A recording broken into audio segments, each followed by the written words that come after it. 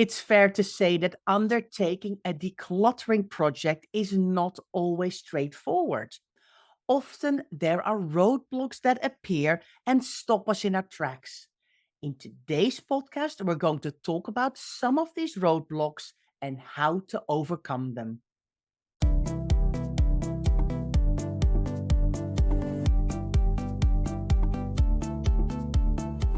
You're listening to the Declutter Hub podcast, bringing you tried and tested, no-nonsense tips and advice from the leading experts in decluttering and organising your home.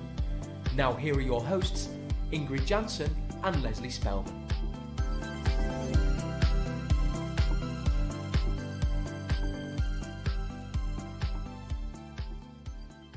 Hello and welcome, listeners. I'm Ingrid. And I'm Leslie. If you're new to the Declutter Hub podcast, you're so welcome. What you'll find here is reality, empathy, and advice by the bucket load. And if you've been here for a while, thanks so much for listening. If you'd like the added bonus of watching us as well as listening, you might want to find our podcast on our YouTube channel. Search for the Declutter Hub and you can see us chat each and every week. Don't forget to subscribe to our channel so it pops into your notifications each Friday too. So Ingrid, it's always interesting, isn't it, because what we do with our podcast is we put ideas together, we write them on a list and we go, that'd be a great idea for a podcast. And then we kind of leave it and then we come back to it a couple of months later. So we had this thing that said roadblocks in our ideas list, didn't we? And so Ingrid's like, yeah, okay. So now it's time we need to do a podcast on roadblocks. I'm like, right, okay. So I kind of started to prepare things, threw some ideas out at Ingrid. And she was like, oh, that's not really, what do you mean? That's not really what I was thinking. And yeah, I see that's a roadblock, but it's not really where my mind was going. So basically, what we wanted to say is doing a decluttering project is not easy. And there are tons of roadblocks that might stand in your way. But the ones that we're going to talk about today, imagine the scene. You are about to embark on a decluttering project. The stars are aligned. Everything's ready. You're like, I am going to absolutely nail this decluttering project today. You've got the right attitude. You've got the right ideas. You set to, and then things happen during the day that stop you in your tracks. And so we're going to delve into those things. I'm going to start off with some more practical ones, aren't we, Ingrid?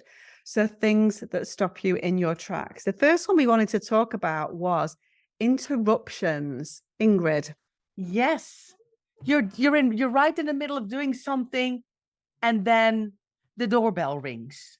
You've just kind of got everything ready, the doorbell rings, and it's me. It might be the postman, it might be a package delivery, or it might be a neighbor knocking on your door going, hey, can I borrow something? Or have you heard about our other neighbor who ended up in the hospital? Or did you see that the bins this morning and it was a nightmare? Or you know what I mean? It can be everything. And before you know it, you're chatting away to your neighbor for 20 minutes and you're like, what was I doing? Oh, yeah, I was decluttering.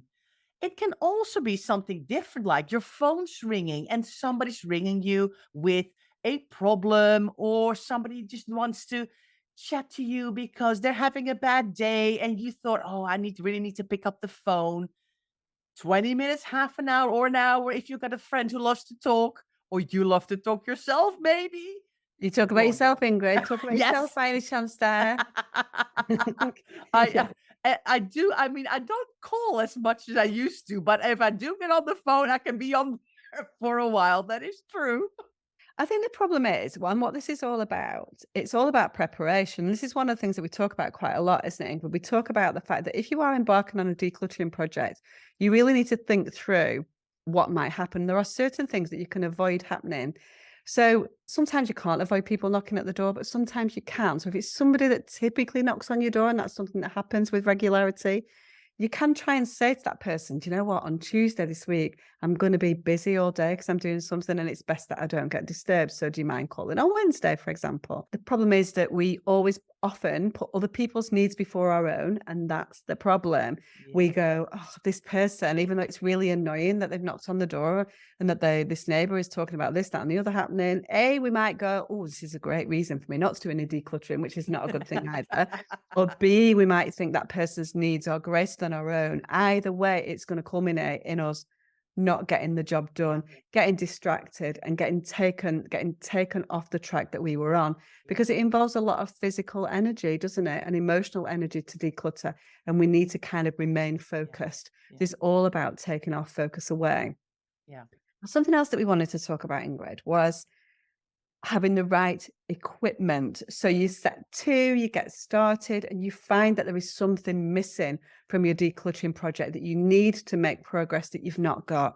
Yes, because of course you want to declutter. So you kind of think to yourself, oh, I need to have some bin bags and I want to get my hoover ready and I might need to have a cloth to wipe something when I've emptied a shelf or a cupboard. And you're all setting out, grabbing all of these things. And then you suddenly realize, oh, I could have really done with a couple of more extra bin bags or a couple of those boxes that I have would have been really nice. Or you set out to do some paperwork decluttering and organizing, and you realize, oh, all of my hanging files are actually full at the moment. Oh yeah, now I remember I should have ordered them. Or gosh, all of my hangers are actually falling apart. It's a bit messy. I thought about a couple of weeks ago to order some hangers and I forgot. Or I'm finally going to use my label maker. Oh, the batteries have died and I don't have any spare batteries. Or I forgot to order the labels for the label maker. All of these kinds of things that you had planned to do can really stop you because you're missing some crucial equipment. Exactly. It stops you in your tracks, doesn't it? Yeah. And then you kind of think, oh, can't really do that. And then you just lose momentum. All of Yeah. these things just are there to sent to try. You don't, if you're not somebody who loves decluttering, it doesn't take much to take you on and go, oh, I'm just going to have a cup of tea and sit down, have a nice time instead. I don't have to do that decluttering. I'll be better to do it when I have got all those things, when my labels. And so you need everything aligned, really. Something is not as fallen out of alignment and it gives you an excuse not to continue. And that's the kind of thing that we're trying to avoid. And that's why, again, preparation is going to be absolutely key. So the preparation in terms of telling people that you're kind of not available or scheduling time in your diary and getting the right equipment is important and all those kind of things as well. Now, another thing that kind of takes us off track quite often is physical and mental health. Sometimes the body is willing and the mind is not. Sometimes the mind is willing and the body is not. Many of us have physical and mental health issues that we need to factor into our lives, but sometimes it's not always as we might expect, particularly when we're doing something that is testing us. This is the thing. A decluttering project for many people is testing us. It's taking us outside of our comfort zone. It's stopping us from doing what we normally do. And it can be physically exhausting. So if you've got something like ME, fibromyalgia, many, many other things in a similar way that zap our energy levels, it doesn't take long before we might think, do you know what, I'm absolutely wiped out. And you are better at that stage to stop rather than to continue. But you might have thought that you've got a good couple of hours in you and then you feel exhausted after half an hour. So things like that are really sent to try us and take us off our tracks. And of course, mental health. We need to think about medication. What's the best time? Is this too testing for us? Is it bringing up memories and things like that are really difficult for us? So physical and mental health can be a real roadblock when it comes to a decluttering project, can't they? Yeah, I think so. Absolutely. Because we might wake up in the morning with the best intentions, thinking, okay, today is the day. And then mid project, we kind of suddenly start to feel, oh, I don't have as much energy as I thought I was going to have. Or, oh, I'm just not feeling so well today. I'm not feeling as well as I'd hoped I was going to feel. Or sometimes we can be really hard on ourselves and go, but yesterday I was feeling the same way and I was fine, but we overdid it the day before. And we think we can do that again. And we are more wiped out than we think. So then it's really hard to keep going and to kind of realize I've got to stop. I've spent everything that I can at the moment. I'm gonna have to take a break. I think we talk quite a lot, Ingrid, don't we, about two things. So we talk about preparation and planning, we talk about goal setting, all of those kind of things. We talk about breaking things down into small, manageable chunks, really, really important. But I think we also talk about realism, and I think realism is so key in that planning and preparation part of the process. You need to be realistic about what your body and your mind typically allows you to do, and remember back to the last time. Because what happens is we get into a decluttering project and then we go, oh yeah, I remember last time it didn't go that well either, and I was exhausted after half an hour. And so we really need to, kind of look at that realism and make sure that we are being honest with ourselves about our capabilities. That's really important. And of course, do the preparation. So preparation, planning, and realism are absolutely critical when it comes to a decluttering project to make sure that unfortunate, unnecessary, and unwanted roadblocks don't stand in our way of our fantastic decluttering project. Yes. Well, we have got some more roadblocks that we want to talk to you about. So let's go for a break and we'll see you after.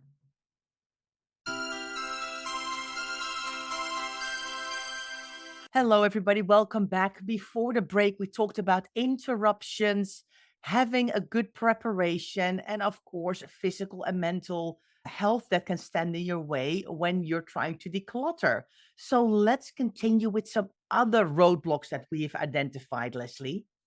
Do you know what I'm going to say? This might be a little bit contentious, but one of the biggest roadblocks that we face when it comes to a decluttering project is other people.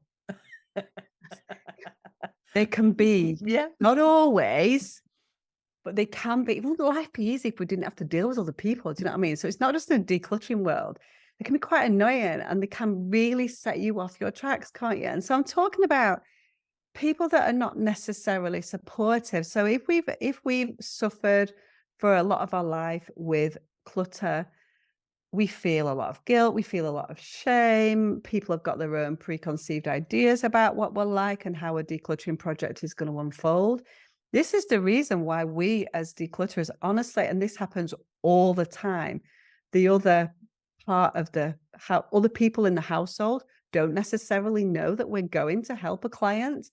Quite often people will buy into our membership and not necessarily tell their partners that that's what they've done, because they don't want to answer to it. They want to go on this journey without the criticism that comes from other people. Yeah. So I think that now sometimes there's a flip side to that, and other people can be massively supportive as well. But when we're talking about roadblocks, I think that other people really, we think that we're doing a great job, don't we? And we're so pleased with it. And then somebody comes and says one negative thing and it completely sets you back. Yeah. And it can be even a remark that they even haven't meant that way, but it just comes in with you like a really, really harsh, or you've missed the intonation of how somebody says, or somebody just makes almost like a flippant joke, but for you, it's like a knife in the heart almost, and it can really hurt. It can be really hurt. And then the other person might not, sometimes they do realize it because they know themselves they're being negative. But other people sometimes don't even realize that they've actually really hurt your feelings by trying to be funny or doing a funny joke or something like that. Oh, your messy house. And when you're really oversensitive yourself about it, it can really, cut to the core of that guilt and that embarrassment and really stop you. And then it takes up a lot of mental capacity to muster yourself, how do you call that? Kind of pull yourself together and kind of Yeah. go, okay, I'm gonna let that comment. I'm gonna take it to the side. I'm not gonna worry about it. But that is a lot of brain power you need. I know, and I think it's something that we've seen is so damaging, Ingrid, and it's something that really sits with people sometimes for years. So little snide comments that people make really do cut quite deep. Mm. And I think one of the things that we talk about all the time when people are embarking on a decluttering journey and are completely committed is that it's good, and you know the relationships that you've got with people and how easy it would be for you to have these conversations. But sometimes you need to explain to people, look, I know that I've not necessarily been that successful at doing decluttering in the past, but I feel that I've got all the tools that I need, from the membership, from the podcast, from, or getting a professional organizer in, or whatever that is. And now I feel quite committed to it. We will see what happens.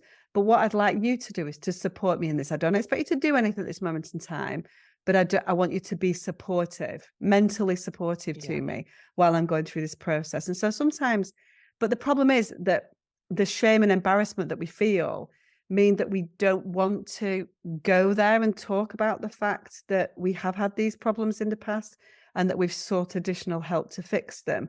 It's a kind of strange scenario, isn't it? That we almost keep these feelings to ourselves and allow people to make us feel bad about things, which is very negative and very damaging. So Yeah. if there was one thing that's really sends people into a tiz and off the tracks, the main thing I think would be other people. Yeah.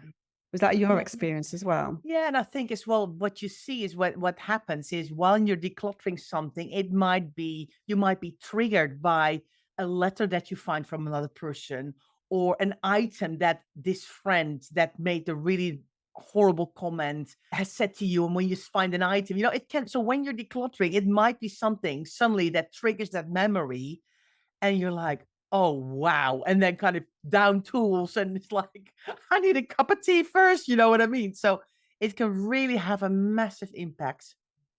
Yeah, and just talking some more about other people as well, just jumping back to when we were talking about interruptions before, I think we need to get out of the habit of prioritizing other people Yeah, above ourselves. And so yeah. sometimes, of course, we need to do that. But there are times when we just do that because that's what we're used to doing. And sometimes we need to be a little bit selfish and go, it's important to me that I get this job done. And I know this person might need something, but that will wait. And so for today, I'm the priority. So there's different things that come into play. Human beings and human interactions are a difficult thing. And it's one that we get asked about a lot, don't we? We get asked about partners and partners coming on board and partners not being supportive or kids or parents. There's a lot of things that come from our parents being judgmental of us.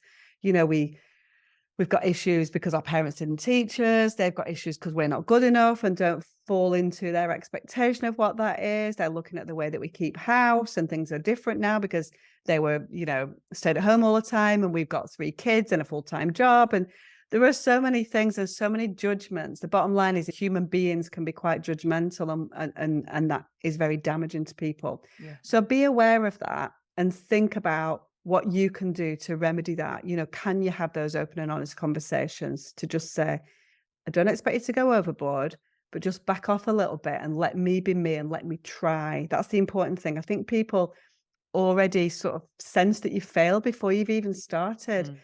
And I think, Ingrid and I are very much every attempt at something is one little step forward. We would rather that you tried and in inverted commas failed and didn't get to where you wanted to be than not try at all. That's the Yeah. most important thing. While you're still trying, you're still making that positive progress forward and still learning. So don't let other people get you down because it's a really big deal, isn't it, Ingrid? Yeah, yeah. So I could get on my high horse. I can feel myself getting kind of ranty because we've seen the damage that it does to people, and this Yeah. sticks for years and years and years. Yeah, People talk about it in our forum. Such a body said this to me back in 1990 something, yeah. and I'm still thinking about it today, and that Yeah. really upset me. We talk about things, we ask about those kind of things, don't we, in the forum, like what sort of things have set you back from your decluttering? And it's always people, always, isn't it? Yeah, yeah. Oh, Leslie. All right, let's move I'll on to calm the down now. I'll yeah, calm down. yeah. I'm getting ranty. I'm getting ranty. Well, I wanted to talk a little bit about curveballs that get thrown our way while we're in the midst of our little decluttering project. And then the phone rings and somebody rings and says, your child's not feeling well. Can you come pick him up from school? Or, they've just thrown up all over themselves. Yeah, they need to go home now. And you're like, oh, and Nice. you have to kind of Nice down thought, Ingrid. tools. Someone's just having the breakfast listening to this podcast and you're talking about a child throwing up on themselves. Oh, Could have picked another example. it happened. Oh, or somebody can call like, oh, your dad's had a fall, or can you help out your neighbor? She's locked herself out of the house and now can't get into her house and she needs to have a locksmith. Neighbors again, I mean, we have to all help each other, obviously. But you were like finally happily pottering away with your little decluttering project. And it's like, when? When can I just do something undisturbed for once without something happening? Yeah, exactly. And some people feel that more than others. Some people, it seems to be one long kind of Yeah. a catalogue of curveballs, doesn't it? Yeah. And I suppose there are some curveballs that happen that are going to take us off track for a couple of hours.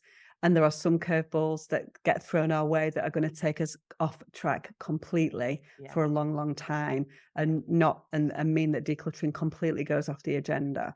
And so curveballs, not to be, they are very damaging. Would that be the word that you do? Not damaging, disruptive, I think probably would be about disruptive. Curveballs, but we need to accept, I guess, within our decluttering journey that life gets in the way.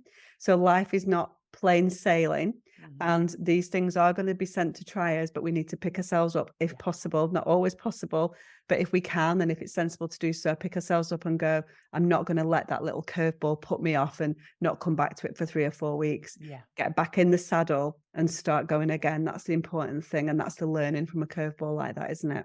Yeah, I think so. I think it sometimes can be, used as a bit of an excuse, can't it, Leslie? Well, this and this happened, and but then if you've got one thing after another, you're gonna have to at some point go, right, okay, I'm going to do this. This is my priority, and we can't have all these curveballs take us off track all the time, because it sometimes, it's like, oh, well, oh, just today I was just not up for it. Well, come on, we have to, if we want to move forward, and if we want to have less curveballs and less chaos and less thing, we're going to have to do a bit of decluttering and organizing, because that will help you. Not there and then in the moment, but slowly but surely on the long run, you're going to have less panicky situations that you've lost your stuff, or you need to find something, you can't find it. And all of those things will happen less because you're more organized. And it almost seems like there's always then less curveballs for some reason, because you're not in a complete state of panic all the time. Yeah, I think that's it. So I think there's probably not less curveballs particularly, but I think it's your ability to cope with those curveballs in the context of the life that you lead. And so sometimes if you're living in complete chaos, it just feels like another chaotic thing. Whereas if your life is fairly orderly, it's just a curveball that happened, and then I'll pick myself up and I'll carry on tomorrow. So, but you're right, it's all wrapped up together. People whose lives are quite chaotic, it just feels like another overwhelming thing to have happened. And so by eking towards a life that is less chaotic and more organized, it's going to help us in the long run to deal better with the curveballs that life inevitably throws our way, which it does all the time. All the time. Yeah, and I think it's about, we talked before the break a little bit about realism, didn't we? And Ingrid's talked a little bit about excuses as well. And, everyone, we're not here to say, oh, stop making excuses, but we see people making excuses is the reality.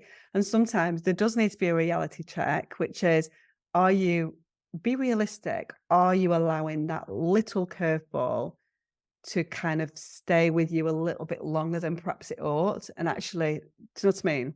Sounds what I feel. I sound bad saying it, but we do see excuses quite a lot. And sometimes you need to give yourself a little bit of a kick up the backside and go, no, I'm leaving that as an excuse, and I need to crack on and get on with this, because that's not an excuse anymore. And it's time to take action. So I think there's that. So I think there's loads of things. So curveballs, of course, are terrible things. We need to, deal with them if we can, if they're not curveballs that are long lasting, but we need to understand when we're allowing that curveball to become an excuse for inaction, I think. Yeah. Well said, Leslie. I was like, I want to say that to our listeners, but it's like, I could see on her face, I was like, she wants to go there and tell people off, doesn't she? But she's not doing it. And so then she leaves it for me to say, because you kind of went down that rabbit hole. I'm like, she's not quite got there. I'm going to have to say now. Thank you for that, Ingrid. I know, because we have to pull ourselves. Ingrid wants to be, everyone always says, it's good cop, bad cop. And of course, Ingrid wants to stay in the good cop realm all the time, doesn't she? So I have to be the bad cop. Thank you for that. This is true, I think. You think? What do you mean? Like, everybody knows it. Well, I think the thing is, Leslie, because I'm Dutch and I'm so direct, I'm always a little bit afraid that I say something and that half our listeners will never listen in again because I said something that is if she said everything that she thinks about, we would not have a podcast that anyone was listening to, let me tell you. Anyway, we digress. I'm going to try and be nice now. I'm going to try and be good cop again, Ingrid. Yeah. And I think that we wanted to sort of finish out this podcast talking about things that happen along the way during your decluttering, which are completely understandable things that are going to take you off track. Yeah. And you need to recognize them, and you need to understand that that's part of the process. Yeah. So we're talking about you're going through something, and all of a sudden some item comes up that you weren't expecting in a box that you unearthed that brings up negative, sad, overwhelming feelings, feelings of grief. Things happen in life, don't they, that are sad, that are awful, that are nasty. And sometimes we're not quite ready to unearth those when we're just, kind of innocently going through a box. And then we're like, I was not expecting to find that letter or that item that takes me back to a place that I don't want to be. So triggering items. And I think we have to accept that they're part of the process, but we have to give ourselves time to reflect on that before we move on. If you see something like that, you've got two choices. You can see it, you will know that it will become very triggering. You can put it to one side and you can move on. Or you can spend the time there and then to try and process those feelings before you move on. Yeah. So it's really important to recognize and to take quick action, or to stop and give yourself a little bit of a breather. Yeah. Yeah. And you know what, Leslie, it can be items from people who are alive, of very traumatic periods in your life, or things that have happened, like a letter or something like that, or an item. It can be items of people who've passed away that suddenly they just hit you, it's like, oh wow. And this whole emotion comes through. But it can also be, items that you find from pets that are no longer with us. I mean, pets are lots of times part of a family. And when you've kept something from your pets, whatever it is, and you suddenly find it, it kind of immediately can take you back and can make you really, really sad. So be prepared that not everything you're going to find while you're decluttering or organizing is going to be fun and easy. And it can also really trigger emotions that you thought you might have dealt with, Yeah. and they absolutely stop you in your tracks. And you're like, why am I now all out of sorts about this? Why am I crying? Why am I upset? Why am I angry? Why am I just overcome with sadness? Yeah, exactly. I think it's interesting, the whole letter thing. And, so obviously, if you wanted to keep things simple, people would say, and we would also say, never keep anything in your life that's going to give you negative feelings. That's the overarching kind of viewpoint. We would say, if it's negative, you don't really need it in your life. But there's something in us, if we have been dealt an injustice or something that we believe is to be an injustice, or somebody's done something really horrible to us or written us a really horrible letter, we feel so upset by that we almost keep the letter, because we are quite disbelieving, and we almost keep it to prove Yeah. to that thing happened. Yeah. And that it's almost like other people, it's almost like you kind of want to say to other people, but this thing happened to me. Somebody was so mean to me that they said these things to me. So you almost want to keep the proof, even though you know that it's negative. Yeah. And so it's a really interesting concept, isn't it, Ingrid? And so Yeah. I get that thing that you just feel as if you want to justify how you felt so let down by somebody. And so Yeah. you keep the proof. But Yeah. when you find the proof, it's really Yeah. negative. Yeah. And so Yeah. we shouldn't have it in our lives, but I get why people do. Yeah. And so if possible, get rid of anything negative, but I understand if you're not ready to. Yeah. Yeah. And like we said, it can be a really big roadblock when you're decluttering, when you come across an item like that you weren't expecting, or is not in the place you thought it was going to be. And the cupboard that you were going to do, felt like a safe cupboard to do. And suddenly you get confronted with something. It's like, oh, wow. But the thing is, like Leslie said, either take a break and go, okay, I need to step back from this item, or go, this is a really hard item. I'm going to put it to the side, and I might it's probably, a lot of times, it's probably a sentimental item, I would say, and put it in a sentimental box to deal with later, and go, right, that is just not for me for this moment. I'm going to put it to the side, and I'm going to revisit that when I'm doing my sentimental items much, much later in my decluttering journey. Now I'm going to keep focused on this cupboard or wardrobe or shelf that I was doing. So yes. I think it's Ingrid. It's interesting, Ingrid, because we're all about the positive, really, generally, aren't we? And making positive steps forward. And this might appear to be quite a negative podcast because we're talking about all the things that stop us in our tracks. But I think hopefully by understanding what things are, the ones that we talked about before the break are definitely things that are within your control. You can prepare, you can get the right equipment, you can think about, maybe not quite so much with mental health, because don't really have that much control over it, due to a large extent in terms of understanding what that looks like and how that might feel and what might happen. But I think preparation is a big one. So there are some things that are in your control, and so you can do something about them. And there are some things that are out of your control. So you can't control finding a letter from somebody. You can't control a nasty comment from someone. You can't control, getting a phone call to say that your mum's had a fall and that you need to go and deal with that. But I think it's understanding that these are very much a part of the decluttering process, that curveballs, that roadblocks, whatever you might want to call them, are part of going through your things and trying to work it out, because decluttering is a lifetime journey, unfortunately. As I was like, really? It is. And so I think it's important to understand the process and what might stop you in your tracks, because then you are better equipped to go forward and think that's okay, and you just compartmentalize it and go, that was yesterday and now I'm going to move on, and I'm going to hopefully that's not going to happen today, and I'm going to move forward with positivity. And that's what today's podcast was all about. I'm wondering if any of our listeners want to share their roadblocks with us. So if you're thinking to yourself, yes, I've had a roadblock that Leslie and Ingrid have described, or I've got something else that could be a really good example, please let us know. We'd love to hear from you. You can leave a comment in our podcast. If you go to declutterhub.com/242, you can leave us a comment. So I will be intrigued to read what people consider roadblocks in their decluttering journey. How about you, Leslie? Yeah. And are you not going to add something else into that, Ingrid, and say, did you use that as an excuse? Go on, write that. You can write that on the Facebook group. How many excuses have you made when a roadblock has come your way? Signed off, Ingrid Johnson, the bad cop. Bad cop Ingrid.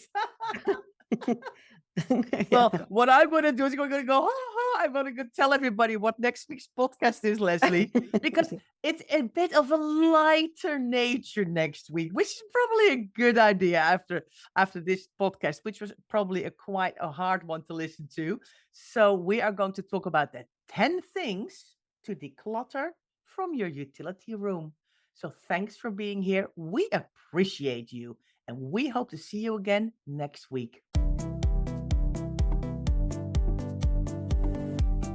Thanks so much for listening to the Declutter Hub podcast.